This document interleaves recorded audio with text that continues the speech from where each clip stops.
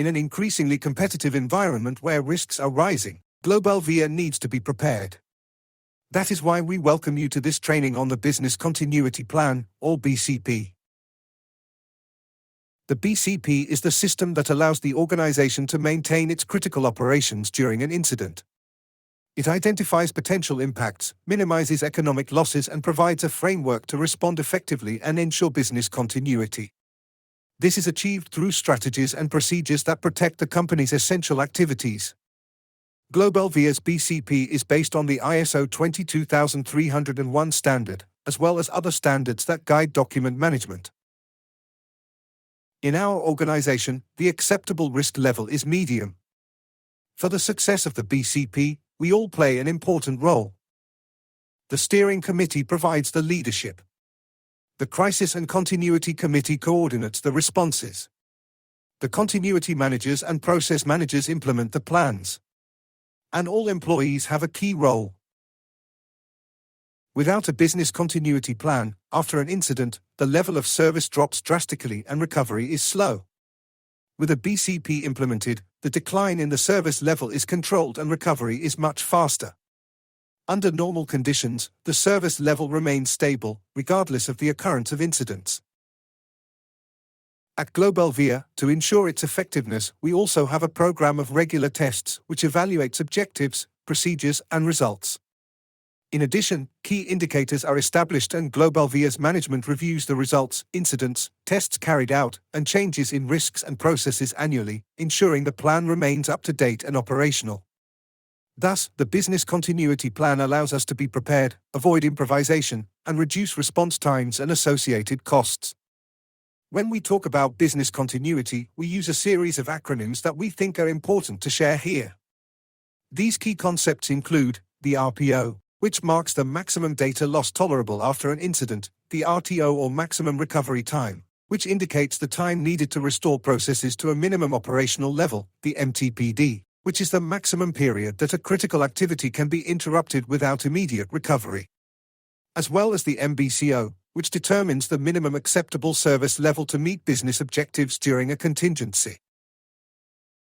Our business continuity plan is structured into 5 main phases. Business Impact Analysis, or BIA, Risk Analysis, Definition of Scenarios and Strategies, Recovery Plans and Testing, and finally, Continuous Improvement. In this phase, we identify the company's critical processes. Not all require a BIA, only those whose interruption would have a significant impact. We analyze what would happen in the event of an incident and assess its operational, financial, legal, and reputational effects. We also define the critical resources, the people, systems, facilities, and suppliers needed to maintain each process. This approach allows us to prioritize and make strategic decisions that ensure business continuity. In the risk assessment phase, we identify which threats could affect us, from technological failures, emergencies on the premises, to external risks such as natural disasters or supply disruptions. We estimate the likelihood of these occurring and the impact they would have on the company. With all this information, the acceptable risk level is defined. Medium or low risks do not require any additional treatment. On the other hand, risks classified as high and very high level are not accepted under any circumstances. This analysis has been validated by the Globalvia management to ensure the protection of the company against significant threats. Within this second phase, the heat map is presented, allowing visualization of the concentration and severity of risks according to 2 main variables, impact and probability. At Globalvia, most of the identified risks fall into the medium impact category, with medium and high probabilities. The most critical risks, with very high impact and low probability, few, indicating fewer extreme scenarios. With the risk analysis in hand, we move on to designing possible disaster scenarios. For each of them, we study the most appropriate continuity strategies. The objective is clear: to recover the processes within the times defined in the BIA. This phase allows us to anticipate and act effectively in the face of any contingency. Each recovery plan describes, step by step, who must do what to restore a business process to its minimum level of service within the target recovery time.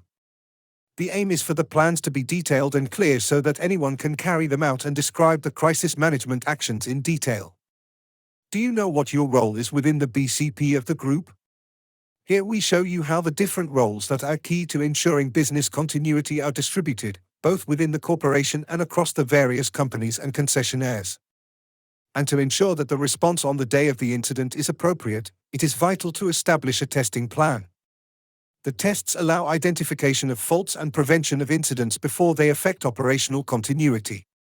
These tests must cover different elements, and each one must be categorized in the plan. And even so, incidents happen.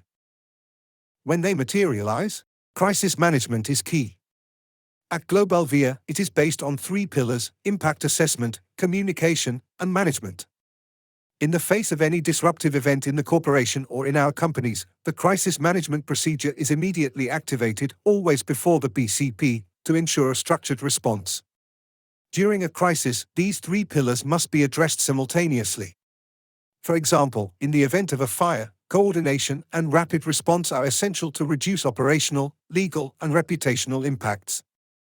When an incident or imminent event is identified, the employee immediately alerts the area manager, who will formally notify the business continuity manager of the incident. If the situation requires it, the activation of the crisis committee is decided, and the defined actions in the plan are continued. The manager of the company or concession, or their appointee, notifies the business management and the technical management of Globalvia. Meanwhile, the Group Crisis Committee is activated and the business continuity manager informs the corporation continuity manager. And once we have the BCP, how do we ensure it is known within the group? At Globalvia, we use key indicators: the percentage of employees who know and have accepted the BCP, the percentage of employees who have received awareness or training in business continuity, the percentage of business processes that have their own continuity plan, ensuring that critical areas are always protected, and the number of real incidents that have activated the continuity plan.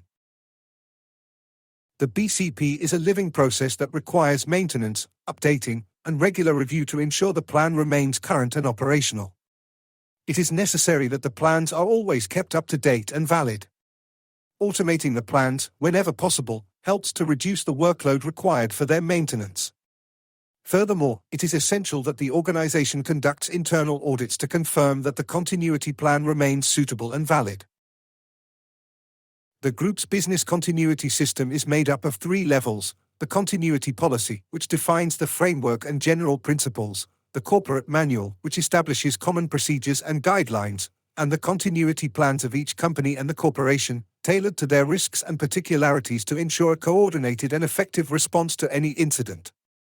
That concludes our training on the BCP. If you have any questions, please do not hesitate to get in touch with the person responsible for the BCP in your area, department, or company, and as always, thank you for your time.